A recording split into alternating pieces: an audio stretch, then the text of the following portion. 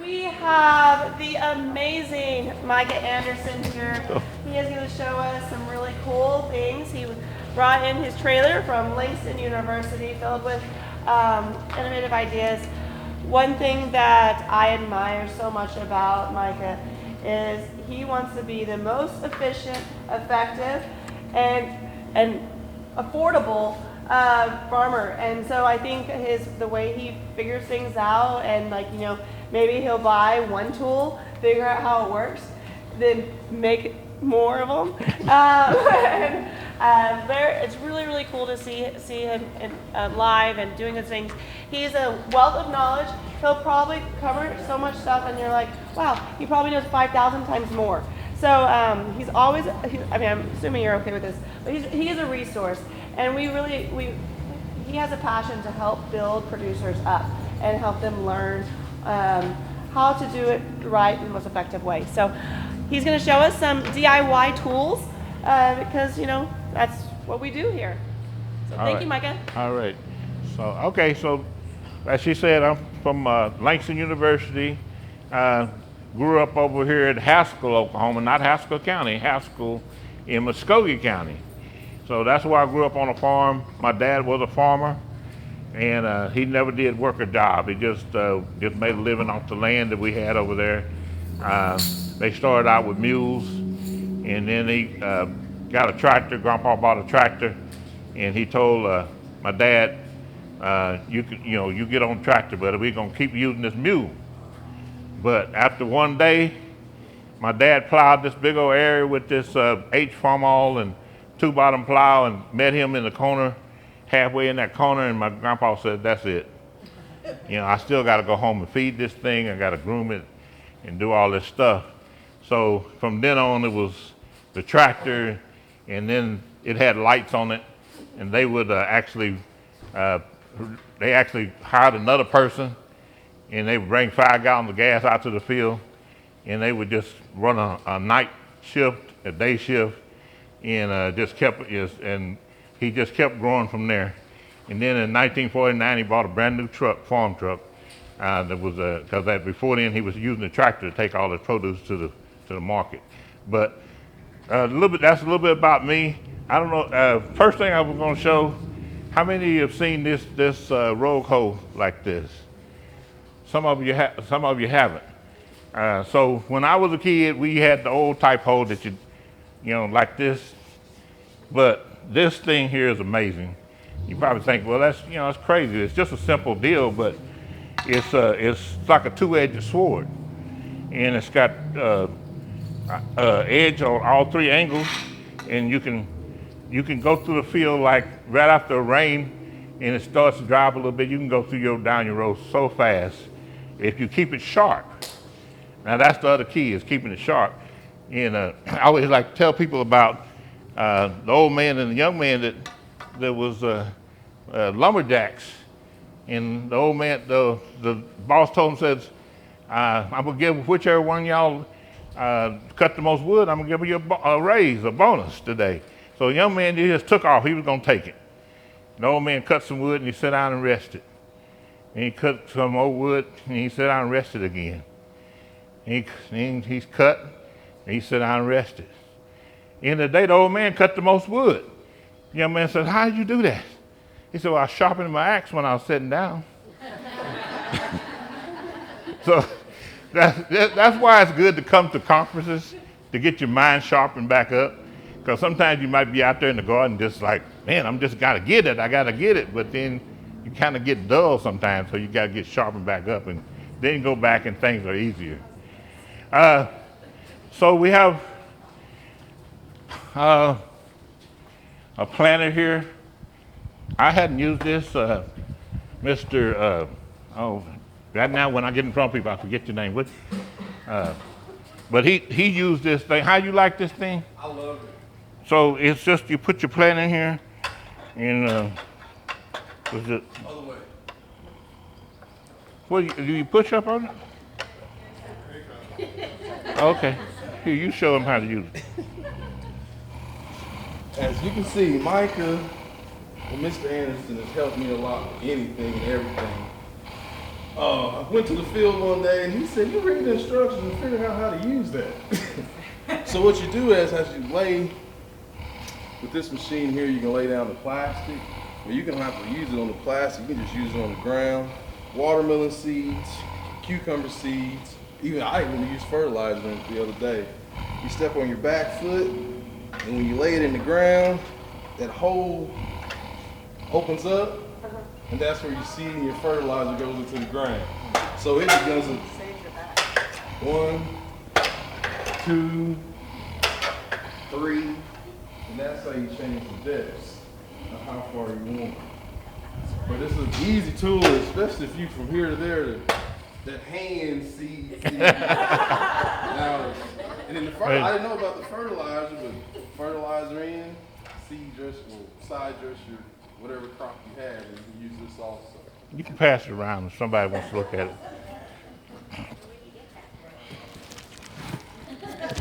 This right here is a flame weeder that you actually put this on your back and you light the fire and you can go between your rows and it take the weeds out.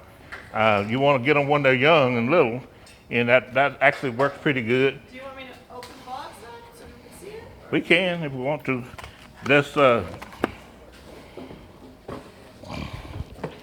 This right here is like you want to put glyphosate in the tank. And this ain't actually. I had somebody who was supposed to bring one that was put together. It's got a tank on it, and then you put that in there, and then you don't have to spray it. You ain't spraying nothing into the air. You can just push it down the row, and it squeezes the glyphosate of Roundup or whatever right on the weeds. You can actually walk backwards, and you don't have to walk in it even. So that's a kind of a neat thing.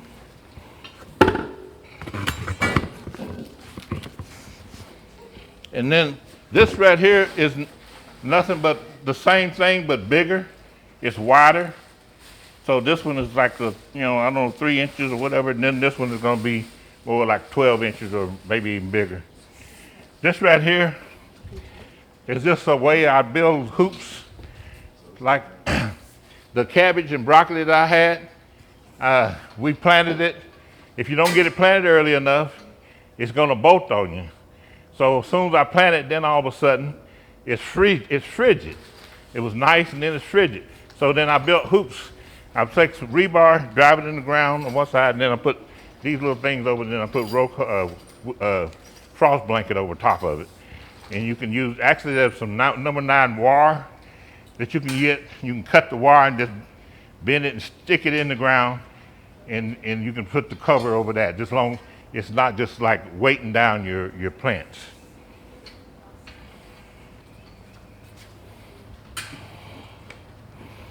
So, and this right here is just another hole like that one, but all it's just a row, just to make your rows with. So, the one thing that I grew as a kid over here in Haskell was watermelons. Because we was farming, we had cows, we had chickens, we had everything, and but the watermelons was the thing that my dad gave to us as a kids. And however many we could grow, we could eat as many as we want, we could sell as many as we want. And so I grew up from a kid up, and so I'm still growing watermelons. And so I just done some research, and I've been doing plasticulture. I worked at the Department of Ag for 12 years doing plasticulture.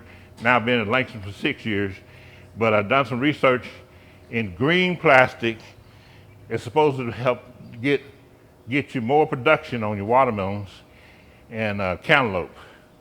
So this year I'm planting some watermelons on green plastic. Red plastic is actually supposed to get you high production on tomatoes and strawberries. So I'm trying it out to see how that works. But it has a lot to do with the sunlight hitting that color, and it actually can make a difference in your production and the crops and stuff. So the last thing, if you have a little small acreage of this, they were talking about, the NRCS was describing how small a farm could be.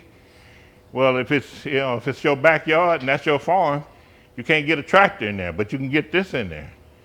And so this thing on the front on here, this is actually the breaking plow. And it doesn't, because the tractor has to have a lot of traction to turn the ground over. This thing has a PTO and it spins. And each one of those things right there, whenever y'all want to come up and look at it, it spins and it plows the dirt and it throws it to the side. And it'll plow probably 10, 12 inches down. And you could actually go out here and plow on the sod. So it actually does plow. And this tractor, it has 3 gears, forward and backwards. You can put the handlebars to the side, or you can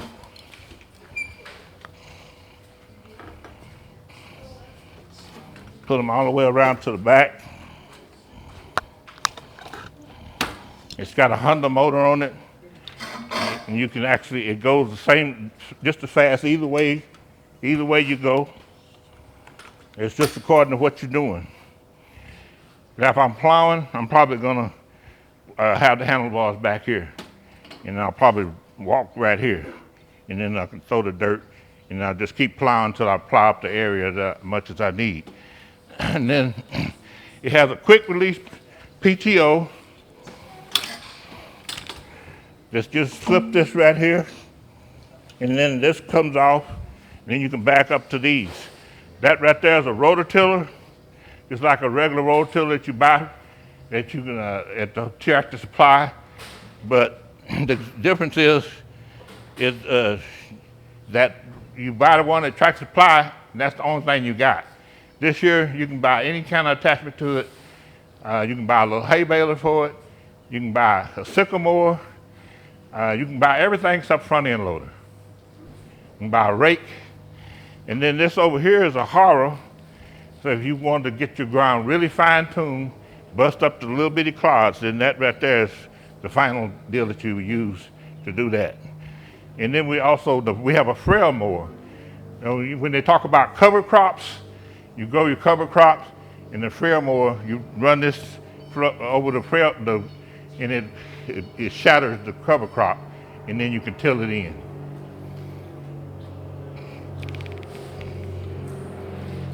Any questions?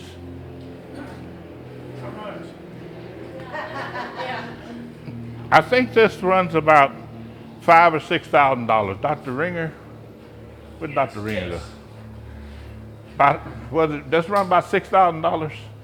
Yeah. So, well, just the machine itself, you could get it like 4,900, something like yeah. that. Yeah. I've got the smaller one, the Yeah. 710, Yeah. it's about $2,000 with the tiller. Yeah, each one of these pieces of equipment costs about $1,000. They're really heavy, and I haven't seen one wear out yet. Can you buy them used? Not that I know of yet. I mean, that's probably coming down the pike. A lot more being bought, and as those people tire of gardening and small farms, then maybe. Yeah, that's what I'm saying. That's why I say not yet that I know of. I mean, I know I left the Department of Ag, and they probably still got that stuff over there, and there's probably nobody doing nothing with it. It's even got But a seat that you can turn around. It's got a seat that you can so you can see this thing, it needs some more. It's not Attach it. attached, yeah. Yeah, but you can hang it on your back, and then this is what you would use for weeding.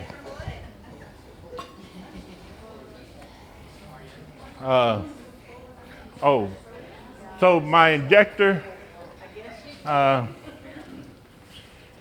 for fertilizing, excuse me. Yeah, no you ain't. So this right here is just a swimming pool canister that injects chemicals into your swimming pool. I bought this at Davis Plumbing Supply in Edmond. So what I'm doing here is injecting fertilizer into my garden. And I have some fertilizer in the back of the truck. You have to use a water soluble or fish emulsion. The water soluble is a powder, looks like washing powder. And so I use a lot of times I'll use 20-20-20. And you just take the top off of this and put it in there. And then this is a filter that keeps anything that goes to stop up your drip lines. Keeps that clean. This right here is a backflow preventer. Very important because it doesn't let any fertilizer go back into your well or your water system. This right here is a pressure reducer, just to keep you from having too much pressure on your lines. Where do you get this? This right here, I got at Davis Supply in Edmond. It's a commercial plumbing supply place that does sell stuff for swimming pools. This is for swimming pools. But you're using it. So in the swimming pool, you inject chemicals to clean your swimming pool, but you're injecting fertilizer onto my each row. So each row is going to have a line, and I have shutoff valves. And like some crops don't need as much fertilizer, like okra don't need as much. So I'll have shutoff valves on each row, and then I can fertilize the tomatoes, the watermelons, and all that stuff, and I can shut off the okra if I don't need to fertilize it. This is why I think he's so awesome. Like, who thought to go to a pool supply store and figure this out? But yeah, so any other questions? And we're gonna give it over to Mr. Where does he go to? Oh, there he is. Yes, I'm Kentrell Broom, and like she said, I'm with Focus Farm out there in Edmond. And I just want to show you all some self-wicking tubs. This one's already finished. And it has holes in the sides here, and then you just fill it up with water here until it overflows, and then you just stop. But basically, all it is just an old lick tub from a cow pasture. You can get them from any of your local farmers or anybody or throw them away. And then you just take your old milk jugs and you just set them in the bottom.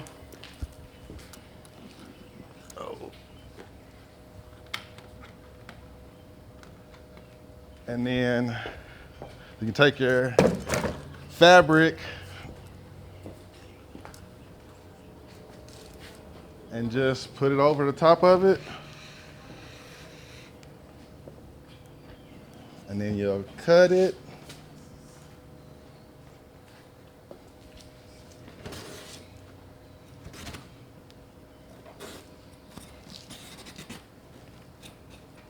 You just sharpen my knife. Yep, and you just set it down off in here like this, and then your jugs is acting as a stopper so that your soil and your fabric doesn't fall all the way to the bottom. And then you just take your soil and just pour it in. So when do you open the jugs? No, because the jugs are just a barrier. Oh. Yeah, I mean, you Oh, can to open create them. space. Yes, you can open if you want to. So do they have to stay full of water, or can they go? No, I just forgot my empty jugs from home, so I had to stop and buy some. So it worked out that way. You got to put your PCP pipe in there, Dr. Booth. Yes, sir. Yes, sir. See, I learned everything from him. Take your PVC pipe, stick it down in the side.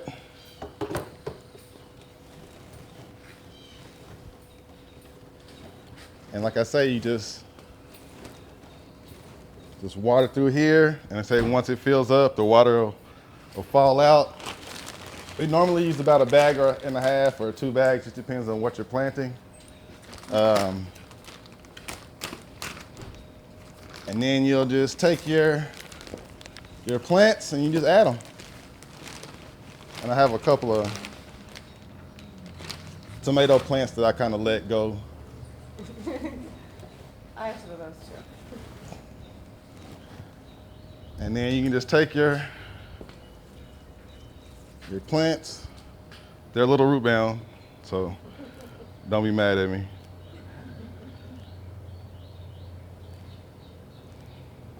And if it's root bound, you just kind of open it up, tear some off. It won't hurt it, I promise. And then the best way to plant your tomato, especially when they're long like this, pull all your leaves off, lay it down, make you a channel, and bury the whole thing.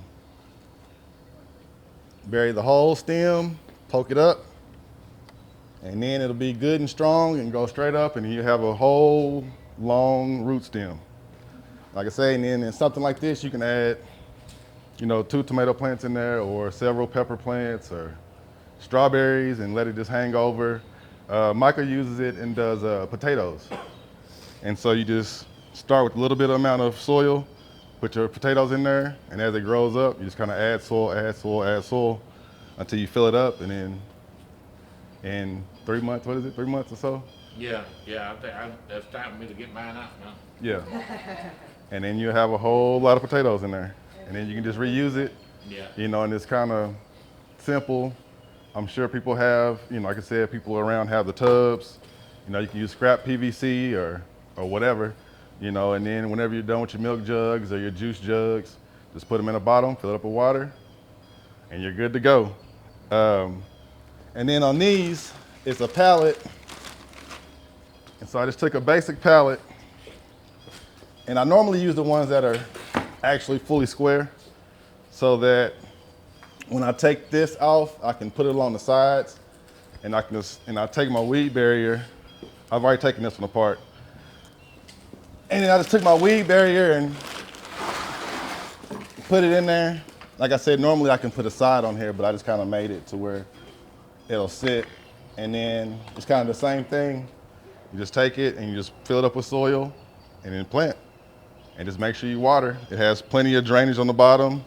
You can move it because it has, the slats on the bottom, so it's pretty sturdy. Just something that if you don't want to go buy a bunch of wood, every grocery store, they got piles and piles and piles of pallets, And then if you want to make a bigger one, you can just take pallets and stack them, or just however you want to do it. I think that's about all I had. And if anybody wants them, you can have them. That one's a little heavy. You can have it, yeah. And I have some bell peppers, yellow, and some wonders, green wonders. And I have a few tomato plants that are for a select few people. So, and then like with anything that you have, you can pretty much make anything into a planter. 5-gallon buckets, old 55-gallon drums. You can cut them literally in half, open them up like a little bowl, and do the same thing, put drain holes in the bottom, and like I say, you can use anything. And then, it's something I live by, is the compost. I put this on everything. This is the man that sells it or whatever, but like I said, I just take it after you plant, and you just kind of sprinkle it on there, about a 1/2 inch on top, and it's top dressed, and just water. And it'll mend your soil. If you have hard soil, you can put this on it, start growing stuff. At some point, it'll start to break your soil down, make it softer, a little more manageable. So I guess I live by it. How frequently do you reapply? I reapply more than I should, probably, but pretty much about halfway through your cycle. So if you're in a 60-day cycle, so about, somewhere in there, 90-day cycle, somewhere in the middle. It kind of depends on what the deficiency of your actual soil is, would you have to add more or less. But you can't over add, it won't burn anything up. I actually put down in one of my hoop houses almost a foot of it.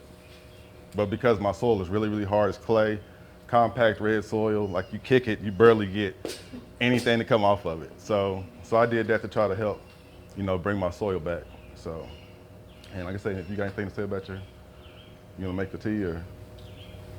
Compost tea, if you have plants, that's something simple to do. You need to cut it in. It's like a little That's square. my knife.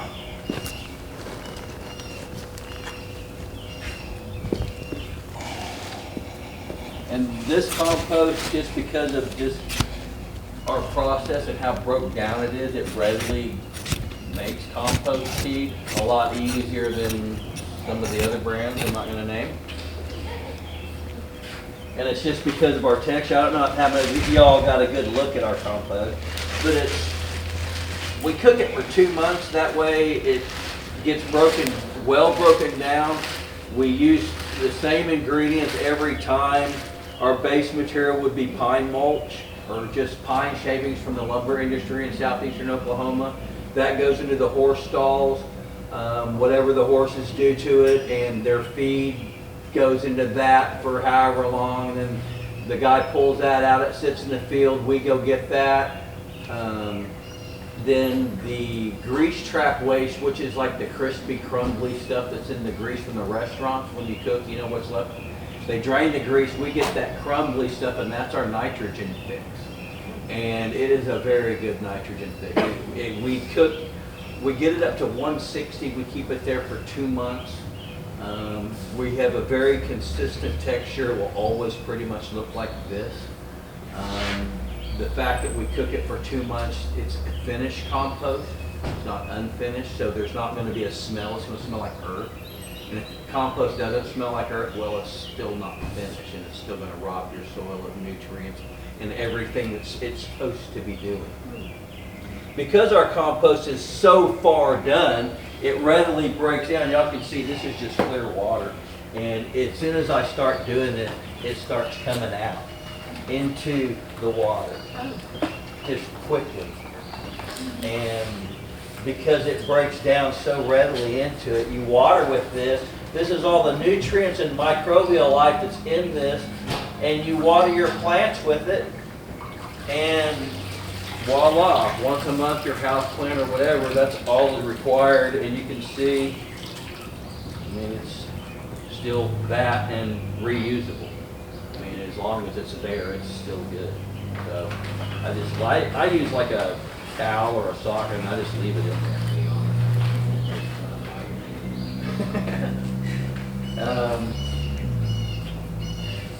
It's best to work into the soil if you can. Just because, I mean, it's just best. The thing about soils that I'm an arborist by trade. I was the guy, what's wrong with my stuff? I would show up to people's yards, see an old landscape, big ass oak tree, you know, fescue with patchy fescue, looking around, you know, and what's wrong with my tree and why aren't my stuff growing? And it's like, well, you've been bagging your leaves every year, taking it away. You mow your fescue, take it away, and all you have left anymore is sand. There's nothing left. Organic material needs to be, in most of your native soils, is about 5% of the soil makeup. People who blend it use quite a bit more than that because, you know, it won't hurt anything. And it's important to have that, and if you don't have that in your soil, you have a depleted soil, and it's sterile. Sterile soil is dead. Dead soil won't grow. Pretty simple. You got to put this back, and either y'all make compost, and I don't care whose compost y'all use. You should just use compost every time you plant something because it gives your plant a better shot at living because the microbes attached to the plant roots, they break down the stuff, they feed the plant. Sterile soil, that doesn't happen because there's no microbial life to do that. And then you have a nitrogen loving plant that you got to keep throwing fertilizer on. You can fix it, you can mask the problem with other stuff, that's expensive, or you can just put the organic material back. I'd rather put the organic material back. And your stuff tastes better, trust me. Way better. Yes. I can't say our compost is organic because it's like a 3-year process and it's really like a bunch of hoop jumping and we haven't done that yet. But it's as organic as we can get it. Nothing comes from the city. It's the same sources every time. We don't go get Joe Schmo's lawn clippings that has who knows what chemicals, the guy's tree trimmings that has who knows what fungal diseases in it. We don't get that stuff. And the fact that we use pine's diseases are a lot different than most of your broadleaf plants and your trees. And if there was something, we generally would cook it out anyway, but it wouldn't be the same type of disease that would affect your plants. Does that make sense? So that's pretty much all I got. Use compost though. I don't care who, just use it when you plant. So you would put a little bit of that in the whipping cooler? I do. Yeah, well, he top dresses with it, and you can water right through. If you have a hard clay soil and your stuff's already planted, you can top dress through it and water through it. And if it's ground, watch the ant piles. You'll see their color of what they bring up change colors, and you'll know that it was well watered. It happens everywhere. It doesn't matter what kind of soil, sand, clay. It will change the color. It's crazy how that works. But yeah. And as easy as it came out there, it comes out here. And so that's the nice thing about our compost. It doesn't float off, and it is finished compost. That is very important. Not everybody takes that so seriously, and it is very serious. Because otherwise it's not broken down all the way. It's not all the microbial life that you want, and it doesn't feed your plant as easily as something that is broke down as far as ours. Not bragging, that's why I sell it. I'm an arborist, and I ran into Jose making this at a nursery, and I always planted with compost, and when I saw his compost, the first thing that caught my eye was the texture. It's unlike any that I've ever seen, and I have used a lot. And so I walked over to his pile and I knocked the drier stuff off, and I saw, the wetter stuff like this, and I picked that up, and I looked at it, and I went, wow, look at the texture of that. And Jose was actually plowing the row, and I smelt it. And then when I smelt it, it smelled like earth, which I hadn't had happen. Everybody else stunk. I turned and I looked at Jose like, what kind of magic are you doing here, dude? And then I started using it. And once you do that, you realize it's really different. He'll Yes, tell you. it is. I have green tomatoes that are almost as big as a softball right now. So, and I can only equate it to the compost. What was the soil at the farm before? I was told it was sterile. It was all, and, yeah, and they especially were that growing house. in soft pots on the ground. Now they're back in the ground producing beautiful crops. Yep. Like I said, I live by it, so. If you have depleted potting soil, add this back to it. Just compost back to that. That's all you got to do. Put about 15% of compost back into it, and voila, use it again. You saved yourself quite a bit of money. Yep. I think that concludes our little DIY. Thank you guys.